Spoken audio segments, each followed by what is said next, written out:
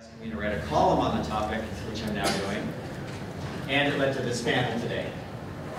So today in our brief 45 minutes together, we're going to discuss roundtable examples of lines blurring in the library space.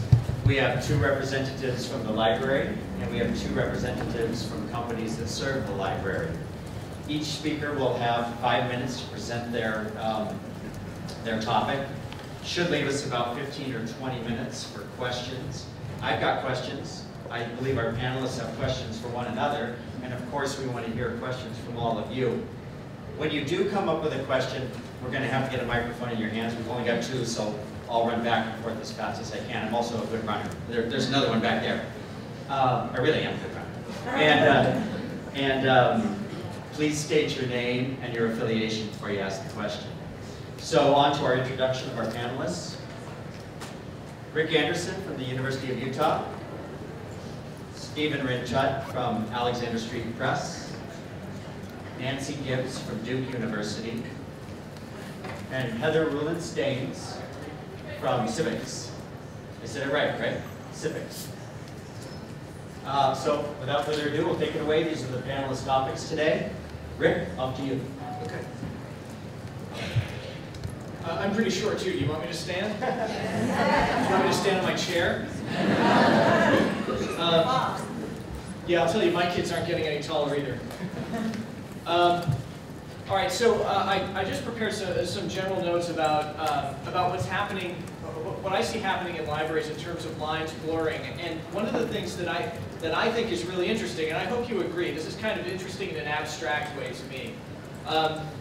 So in some ways, libraries are becoming publishers, not in a literal sense, but formally, in that, for example, there are a lot of libraries now that are exploring actually publishing journals that are based on content in their institutional repositories. In most of those cases, the libraries aren't saying, oh, we are now a publisher, but they are actually publishing. So that's one example of how a line can blur. It's also true that libraries are tending to become publishers in a more general and ambiguous sense, in that they are digitizing rare and unique resources that otherwise would never have been made available to the general public and making them available that way. In that sense, again, libraries are not typically saying we are publishers, but they are actually publishing in an informal but very real way. So with the IR-based journals, you're publishing in a formal way. With digital special collections, you're publishing in an informal way. And in neither of those two cases are libraries typically thinking of themselves or presenting themselves as publishers. But there's another way in which libraries are getting involved with publishing, and that is by absorbing actual presses. In some cases, they are creating presses, and I think the most obvious and prominent example is the Amherst College Press, which is a formally constituted press based in the library at Amherst College. The more common way that this is happening is that university presses are being moved under the roofs of libraries, either physically or at least organizationally. So one question that I have about this is whether this trend is going to grow. I don't know. Right now we've got somewhere between 20 and 30 university presses that are part of a library. Whether this is going to grow, I'm not certain. The bigger and more important question, I think, is whether it should grow. I really don't know the answer to that question. I can see a lot of very good things emerging from the lines blurring between libraries and publishers. One thing that concerns me is that we talk a lot in libraries about how important it is that we move into publishing. Sometimes I hear that message coming from a place of, this would be good because it would take business away from publishers. I have nothing against taking away business from publishers. I do have a problem with taking away business from publishers as an end goal in and of itself. To me, it's a little bit like talking about innovation as a goal or collaboration as a goal. To me, these are means to an end, not ends in and of themselves. So, a few thoughts in the last couple of minutes that I've got. When libraries start doing publishing activity of their own, that's where we were talking about lines blurring. When university presses move into libraries, that doesn't blur lines. That just changes the location of lines. I think that's kind of interesting in an abstract sense. The blurring of lines in this, as in any other area, presents a particular set of opportunities and challenges because it creates ambiguity, which is always both scary and exciting. For me, for libraries, I think the opportunity is to create value in ways that we never have before, but the risk is that we will expand and dilute the definition of the library, or frankly of publishing, to such a degree that we end up undermining the library's effectiveness and therefore its funding. That risk is not a reason not to do it. It's just a reason to do it with all due diligence. The changing of reporting lines, moving university presses into the library, one salutary thing about this is that it makes the library better informed about the realities of publishing, which I think is always a very good thing. Because we in libraries have a tendency, I think, to believe that we understand publishing better than we do. Just as I think publishers often believe that they understand libraries better than they do. And I think that's my time. Thanks very much.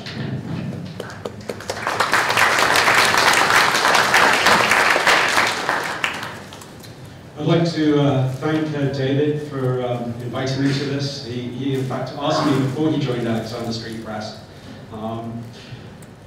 There's a lot to talk about in this topic. For me, what I thought I could start with is a little bit of background about myself. I've actually been in the industry for about 30 years, and I've watched many, many changes. When I started, it was not self-evident that everything was going to become electronic. And really, over the past 30 years, I've seen shift to shift to shift. From the early days of online systems through CD1, watching how initially journals and abstract and index databases got converted, then watching ebooks getting converted, and then music and streaming video. The thing that's been central in all of this is the library. And as a non-librarian, I've got to tell you, from the outside, it's very obvious to me, at least, of the importance of the library. I live and work in Virginia, and at UVA, Jefferson put the library right at the middle of the university. And for me, what's exciting about this topic is, I believe it gives the university, or rather the library, an opportunity for the university to, the library, to resume its place as central in the university's operation. So what do I mean by that? Well, yes, as Rick said, there's very definitely a move for libraries to become publishers, both with special collections and institutional repositories. But far more than that, the library's value as a codifier of knowledge, for me, is coming to the fore. I watch libraries have 20 to 30 software developers, at least the large academic research libraries. I watch LibGuides get created, which are in and of themselves important publications. I've watched a move away from books and journals towards data, towards streaming video, towards streaming music.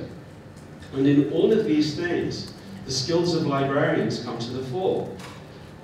Many of you, I'm sure, heard Beth Paul's presentation a moment ago. In that presentation, she talks about how librarians are absolutely central to the operation of the university as a whole. And I think that's absolutely right. When I look at the skills that the university actually needs over the next 10 to 20 years, many of the disciplines that librarianship represents can really, really help. I'm sure it doesn't surprise you that when you think about it, learning objects are horribly catalogued. Video is horribly catalogued. We have an enormous amount of creation going on in our society, and much of it doesn't fit books and journals. And yet librarians have all the skill sets necessary really to make value and really to help society. Who's actually preserving the learning objects? Who's actually curating the learning objects? Who's actually curating the video? So to my mind, there is indeed a huge blurring, and it's not something we should be frightened of. Quite the contrary. Librarians and publishers have had to give up a great deal over the past 30 years. How many of you have got old VHS cassettes or CDs, which you all recognize are obsolete, and yet the move to actually change to something new is difficult, but must be done. So for me, the goal here is, and the exciting thing is, that in these blurring of lines, there's a huge opportunity to put the library right back at the center of the university.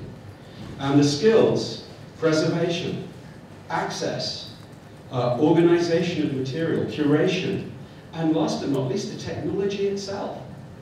Many other areas of the university haven't had to wade through constant technical change in the same way that librarians have, and publishers for that matter, for a very long time. So I think we can all see where it's going to head. To my mind, learning, data, video, audio, manuscript collections, email, pretty much every form of human expression is deserving of the attention that historically has been paid to books and journals. And who's best to do that? In my opinion, it's publishers and librarians, because we've actually been dealing with those problems for many, many years. Thank you.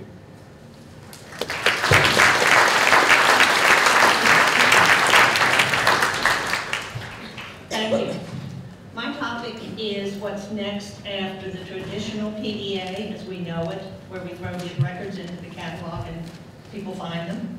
My blurring line seems to be discovery of new content outside of the library catalog that I'd like to purchase, but how do I provide for it, those models, and what do I do when I'm trying to purchase it? Recently, we had a couple of new things be requested by our patrons and our selectors, and I wonder if these same things are occurring at your library. More corporate business type materials and products are being requested. Single Kindle books are wanted by faculty for course reserves. Specific types of software requested to run programs that graduate students need to complete their research. And purchasing professors' self-published materials. How do we evaluate these offerings before we buy them? Previously, we relied upon vendors to run a title through a profile, and it either hit my approval plan or it didn't. I also knew that good publishers published good materials. That is not necessarily the case anymore. So in today's world, there are a lot of materials that don't get reviewed and are not available from mainstream publishers, but my faculty, my selectors, and my patrons still want those things. So let me give you a glimpse of one of those.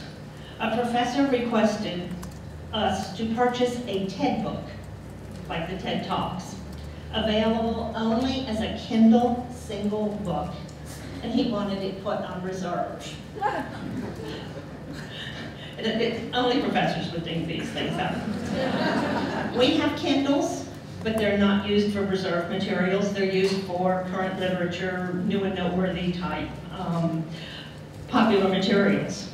So we had to figure out a different solution to get this onto a Kindle and put into reserve. We bought 6 additional Kindle devices. We purchased the 1 Kindle single for use on those 6 Kindles, limited the circulation period for those Kindles to approximate the course reserve, and solve the immediate problem for the moment. And that only took about 2 weeks to figure that out. But going forth, we knew that this was not something that was a sustainable model. But yet once we did that 1 TED book, things caught on. So what do? We picked up the phone and called TED. And they were like, you want to do what? Oh, you know, Disney wanted to do something like that last week. We didn't know what to do. So I said, well, I have a plan for you. Let me tell you what I want to do. I want to download your books and put them in my IR, my institutional repository. I want to be able to provide access to my authorized users. I won't give it to anybody else.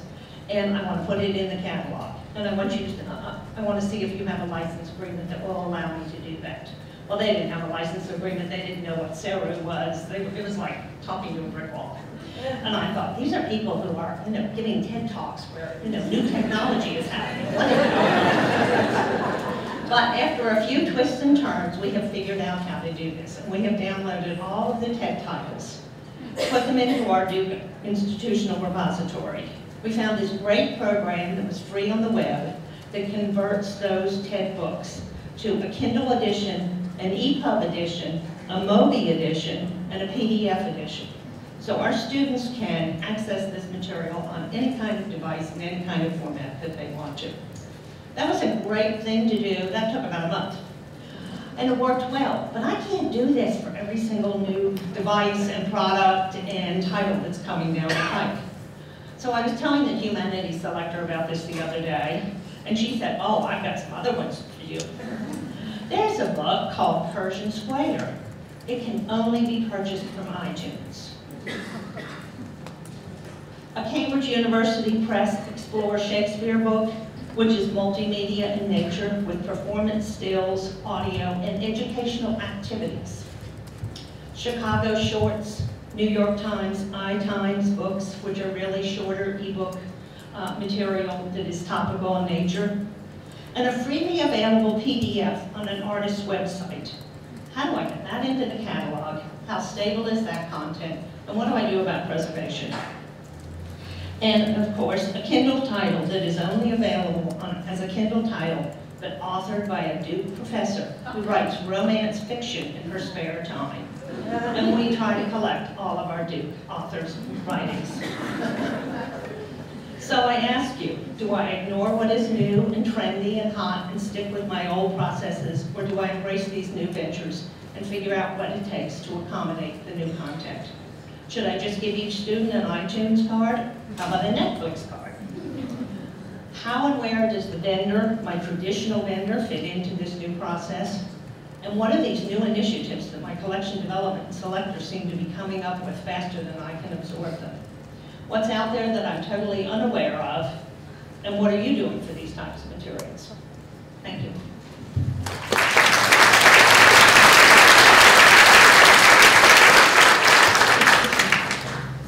Thank you. It's always great to go last because then people steal all your remarks that you were going to make. So I just think we could take questions. But as David mentioned, I come originally from the publishing side of things, and now I work for a services company. So I'm thinking here, I've been a student, I've been an instructor, I've worked at a publisher, I'm now in services, so I guess what's left to me is to become a librarian. That would be great. So what I wanted to just touch upon and perhaps open up more in the question stage is some of the initiatives that libraries are taking to increase the visibility of subscribed content within learning management systems, within other course creation platforms, so that the role of the library in acquiring resources is recognized more readily by the instructor, by the students, again, breaking down the silos. I thought it was a great remark, again, to shout out back to Beth Paul, when she said that librarians are insiders, that they're trying new things and stirring things up, and I think that's a perfect example. The analytics that are possible through a variety of different channels, not just through us, but the wide array of analytical tools that libraries can now look at to make perhaps different or better budgetary decisions. The instructor's ability to see how consuming content or not of other students is tied to course outcomes. And of course, the more recent developments with libraries becoming much more involved in massive open online courses and kind of where do you go from there.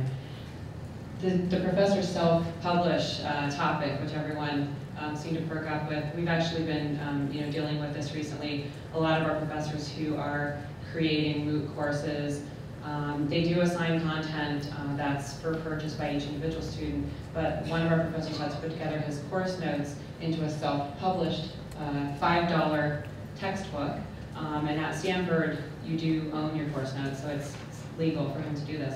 But we thought perhaps that would attract other paid readings in the course, but what we've seen is actually quite the opposite. So I think that's a growing initiative among the faculty, and I'd love to talk a little bit more about that. Also, the moving of the presses into the domain of the library.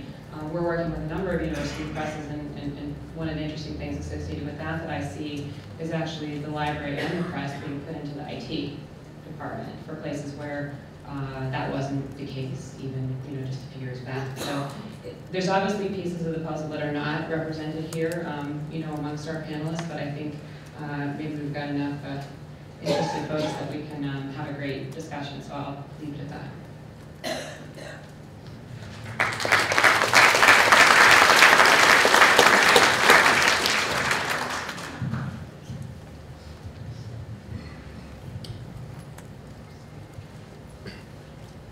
I just want to add a little clarification about the relationship between university presses and libraries. There are indeed some presses that have merged administratively with libraries, but some of those relationships are non-cooperative in terms of actually publishing activities. They are simply reporting lines and nothing more than that. Then there are ones, I represented Penn State Press, one where there's actually collaboration between the library and the press through the Office of Digital Scholarly Publishing we set up, and then we merged administratively. Purdue, Michigan, there are others like that. Then there's the University of California example where the press and the California Digital Library have had long periods of cooperation, but they're not administratively linked at all. So you need to differentiate those. One of the major problems that we're confronting, though, is the question of branding.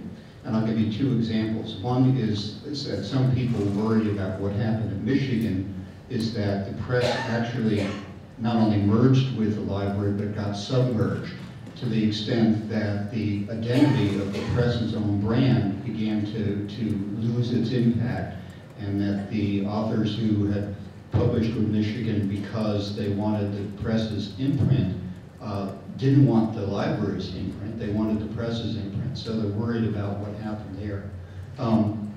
At Penn State Press, we had the interesting dilemma of deciding what to do with the ODSP publications we put out. Some were clearly things where it went through the peer review system, like monograph series in romance literatures, where outside experts were consulted and all that went through the editorial board. There were other things, though, library-initiated side, which we did not necessarily want to brand as Penn State Press projects, signaling that they had gone through some kind of peer review process and were, approved by the editorial board of the press. So we had to try to figure out a way in which the various projects of the joint operation needed to be branded or not in terms of that whole sort of validation that peer review brings. So I just thought I'd point that out because that's an emerging problem that we're struggling with in that relationship. Any comments? No? Remember your name, affiliation. But I don't. Adam Chesler from This is SIPX Press and Momentum Press, and the quest is along these lines, but I guess for Rick, Heather kind of touched on this a little bit, but what beyond the opportunity for some collaboration and better understanding of what each of the different parties do, is there a practical implication to a press reporting in to a library? And specifically what I'm thinking is, what's the revenue implication, the financial implications of this? Does the library become responsible for the cost of publishing? And is profit or loss then, does that affect the library's material budget? How does marketing come into, how do all of these factors come into play if the library is now responsible for this? And what are the implications for the library at large beyond just the synergies that might exist between publishing initiatives? How much longer is this? We've got till 11:15. All right. Obviously, there's no quick answer to that question, but some of the principles that I think come into play. So if you are a library director and you're at a university where the provost or president is making noise about maybe moving the press administratively under the library, if I were the library director, my first question would be, tell me about the press's deficit. And my second question would be, tell me about the press's revenue tendencies over the last 5 to 10 years. So there would be, I think, an opportunity. So let's say the press, if the press is completely above water and is running with some level of surfeit. What's the word I'm looking for? Yeah, I guess profit. I was trying to avoid the word profit. But let's say it's running with some level of profit. Then I think then the next questions you just ask are, what are the strategic implications of joining forces? What can we do better together than we can do apart? That's a relatively pleasant and easy conversation. Now, if you've got a $200,000 structural deficit going on, And if you're running at, you know, a 10% loss every year, then I think the question becomes, okay, Ms. Provost, what are we going to do about the $200,000 standing debt? Are you going to forgive that before you move this kitten into my house? Or are you going to, or are you asking me to take that on in some way? And that becomes a much more difficult and less pleasant conversation. And then you've got to worry about what are we going to do every year going forward. I honestly can imagine taking on a university press as a cost center if I'm funded to do that. And if in fact doing that would make the library more centrally important to my institution's mission, that's just one more expensive thing that we do. Expensive things are what we do. But you can bet that we're going to have a long and deep conversation about what the university is trying to accomplish. For me, the bottom line with anything that the library takes on is, by taking this on, how do we move our institution forward? And in some cases, I'm going to take on something that's going to cost money to take on, if that is in fact what the institution needs me to do. But you better bet that we're going to have a serious and perhaps difficult conversation about how it's sustainable going forward. And I wouldn't want it coming out of that deficit coming out of my collections budget. Right. But I also don't want to take on the shipping and handling of all the materials that have to go out from the press. So I'm not going to speak for, you know, university presses, but along the lines of the risk of diluting the main missions of the library, and to your question, Adam, and also back to Sandy's comment in terms of branding, the role of the library and visibility within the institution, you know, it's two ways, and having instructors and students more readily recognize this is available to you because there is a library subscription, and seeing the logo of the library and perhaps the publisher, you know, with that content. Increasingly, as the librarians are adding missions like community space, and I think that was an excellent panel yesterday afternoon, conversations about what the role of the library is.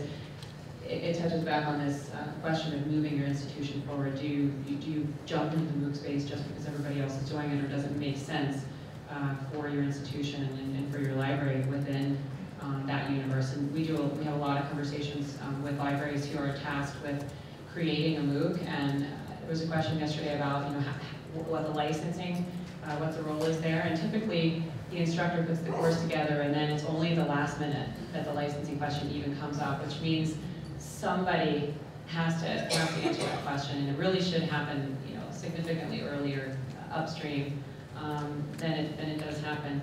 But more and more libraries and actually statewide systems are getting involved in this process, so it's something that as a group we're going to have to figure out what the best way is to move forward, again, for all of our reputations and branding.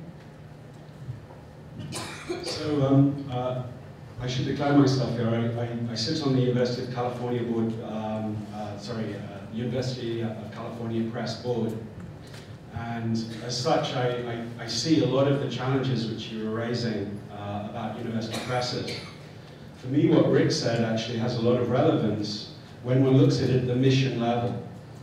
So when you look at Google's mission, for example, which I believe, last time I checked, is to organize and provide access to the world's information, that's a very unifying theme. There are many publishers, many presses, and many libraries that have a similar theme. Once you agree that that's the central theme, then the real question is just tactical. Does it make sense in our institution, as Rick said, to take the hit, because the mission of the university is such to disseminate information around the world as quickly as possible, or to have the name of the university be associated with great scholarship, or perhaps is the mission of the institution to more than cost recover. But they're all really tactical questions. For me, this panel is exciting because it talks about the blurring. And ultimately, the blurring is a consequence with the web. I think we're all really, give or take, on the same mission. to organize and provide access to the world's information. Sure, there's a learning dimension, but at the end of the day, I find many, many aspects of what we do, whether one's a services vendor, or a publisher, or a library, that many of the end games there are the same.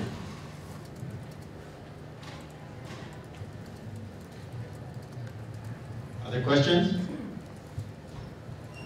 Well, I have a question for you, all of you actually, but particularly for Rick and Nancy.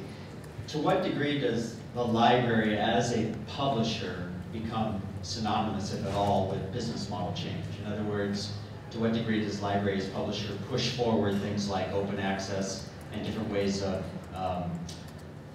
driving a business model behind open access? Or Nancy, you could go first. No, I'll let Go ahead, Rick. I think that depends very much on the agenda of, I was going to say the agenda of the library director, but what it should depend on is the collective agenda of the provost, the library director, and the press director. I can imagine appropriately a university press moving into the library and not changing its business model in any appreciable way. I can imagine that happening. I can also imagine a university press moving into a library and turning into a full-on open access initiative. I can imagine that being done very appropriately. I think really it comes down to what is, and I know I'm sounding like a broken record here, but it comes down to what is the institution trying to do, and how does the library move the institution forward? By bringing the press in, the library is positioning itself to move the institution forward in some ways that were not available to it before. So where is the institution trying to go? If you've got a provost and a president who feel really strongly about increasing openness in scholarly communication, then if I were the library director, I would say, all right, you guys, by bringing this press in, we are now in a position to increase the openness of scholarly communication in some pretty concrete ways. But we're going to need some support in doing that. How seriously do you want to do this? If that's not part of the agenda of the institution, then, but it is part of the agenda of the library director, then I would say that you need to proceed with caution. You may want to proceed down that road anyway, but you better do it carefully and figure out how you can go down that road while still aligning yourself strategically with the university.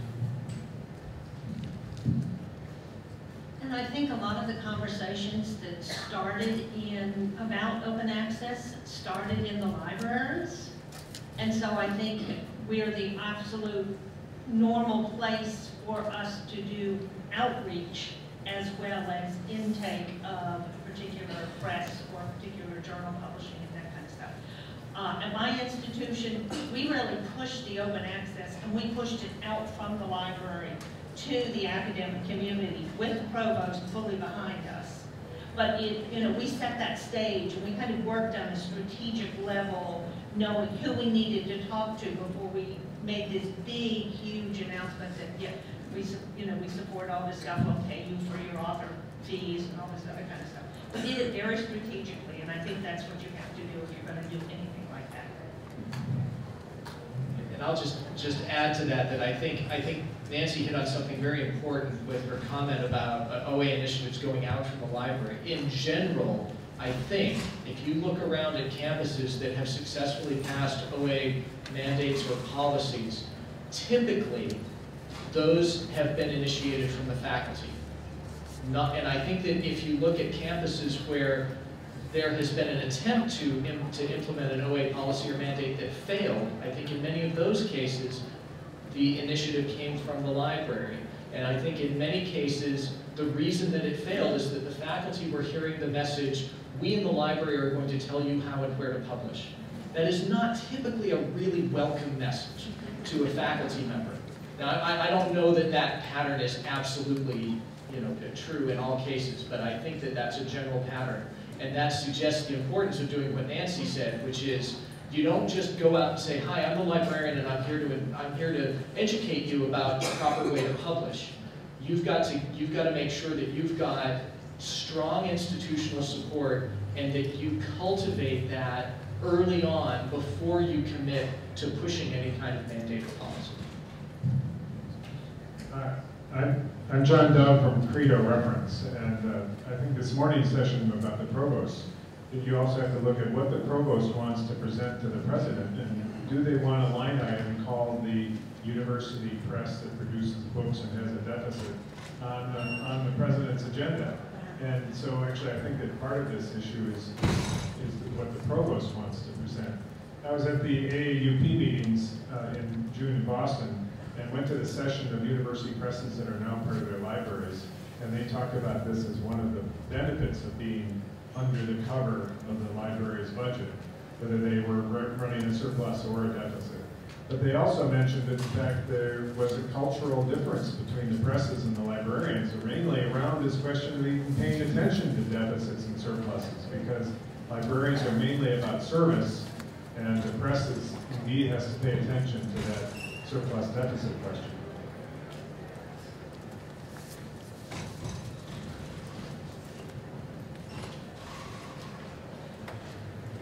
The way we dealt with that issue at Penn State and it was to have the budgets of the library and the press after they merged actually kept separate.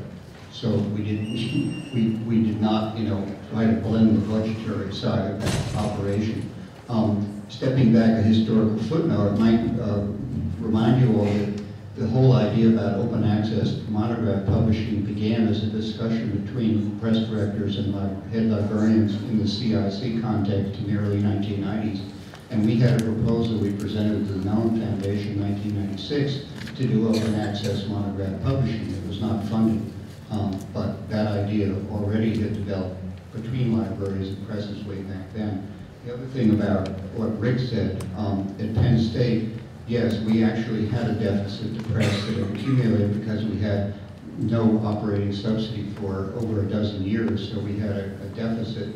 When the head librarian was interested in taking us over from the portfolio of the vice president for research, the first question she asked was, can you do something about the deficit? And the university, what the university did was to use creative accounting and eliminate the press's deficit, and also we then got a $200,000 a year operating subsidy to begin at that point in time going forward, with increases for inflation. So that's the way that particular problem was solved at Penn State, and I think very creatively it was obviously a win-win for both the press and the library in that situation. David? Yes. So I was just wondering if I could actually have the panel ask the audience a question. And the question I'd like to ask you is, over the next 5 years, do you see yourselves cataloging learning objects and MOOCs? And if I could have a show of hands, those of you who think over the next 5 years, you would do that. So what I'd love to do is, I don't know if I'll still be in the industry in 5 years' time. I hope I will be, because I'm willing to bet you that in 5 years' time, the number of hands that will go up on this will be very, very much larger. Over my career, I've seen over and over again how difficult it is to move ahead. But really, when you look at how much time we spend cataloging books and journals, and how good the infrastructure has become for society as a whole to do that. And then I look, at learning objects, and it's not just the copyright or the other aspects. It's a huge area where libraries can help. So thank you for, of course, many of you could actually be doing email and not paying attention. So for the 10 or 15 hands that went up, I have a suspicion there's probably 20 or 30. Thank you.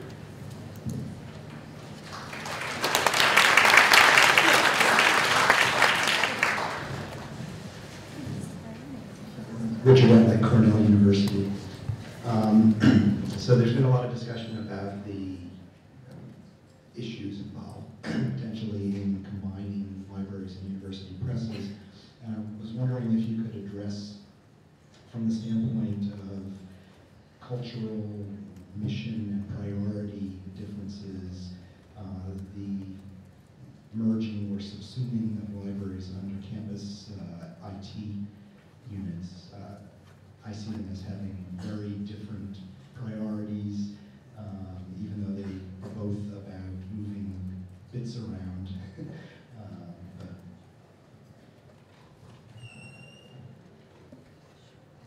I myself have been very curious about what you commented on, Heather, the libraries moving into the IT department, or under the management of the IT department. So we have a few minutes left. Who wants to? One of the first things that I heard, in regards to this, I was out at Stanford University Press talking to Alan Harvey there, and he mentioned that he had a contingent from Indiana University Press come out for a visit. And they wanted to learn from his experience, from Alan's experience, what might change and how they might maybe protect themselves a little bit from what was coming. And the first thing, and I think me moving into the business world from being an academic, to talk, not necessarily to do something differently at the outset, but to be able to talk differently about it. Making a presentation in an IT business setting is quite different than we're used to from the academic world. And it's not necessarily just throwing in more jargon so that it's completely unintelligible and doesn't make sense. But again, looking back to what's mission critical, what's the bottom line, what are objectives, and I think, from my understanding, the Indiana team found that a useful exercise so that they could at least go back, trying to start out on the same page and use some of the same language that the IT department was expecting. I used to be at Springer before I went into services, and we heard a lot from our corporate librarians that they had to communicate up in their organizations in business speak. And depending on where they were before they ended up as corporate librarians, this was a new thing for them. And they would say, give us the tools to be able to communicate back in a language that now our managers are expecting. And so I think, as a group, that's going to change a little bit. And if we are publishers and libraries, services, if we can help give each other the tools to make those cases to whatever the respective stakeholders are, that would be a very useful thing.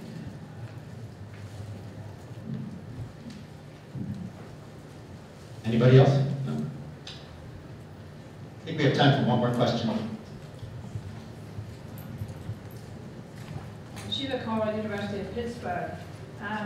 Not my previous job, but the one before that, I was Director of Academic Services, which was in effect a CIO at the University of Southampton in the UK. And I started off in that job. I had responsibility for the library and the Academic Computing Centre. And I then acquired the Corporate Information Management Information Systems area. And then after that, I got the Career Development Service and also the Quality Assurance Unit for Education. So that was quite a large operation, and there certainly were significant cultural differences between particularly the library and the computing side of things. And that was particularly evident in our efforts to run some joint services where the service ethos was very different. But I want to talk more about my recent research in the UK, where I was investigating the structures of university libraries, particularly in the large research universities. And it was very interesting there, because the whole convergence trend was much, much more marked in the UK than it ever was in the United States. And in the mid-1990s onwards, at that time, more than half the universities converged their library and IT services and had a single director. Although beneath that top-level director, there was a huge variation in structure as to whether the services converged or simply joined at the top. But what's very interesting, the research I did this summer, was that I found that within the Russell Group of 24 sort of elite research universities, where previously more than half of those institutions had joint library and computing operations, now it's only around a third. And a lot of them, including some very, very high-profile examples, such as King's College London, University of Birmingham, University of Nottingham, have actually deconverged their services. and Bristol as well, and the London School of Economics. So it's a very large number who've gone the other direction. And what they have been doing instead is actually putting the libraries together with other services, and particularly some learning support services. That's quite a common model. So I think it's interesting to see that the idea that, you know, libraries and technology is the key thing. I think people have moved away from that. They're looking for different synergies, because technology is obviously supporting everything in the institution, and there's no particular argument for the library to be part of that any more than any other part of the institution. That's it. Well, thank you very much.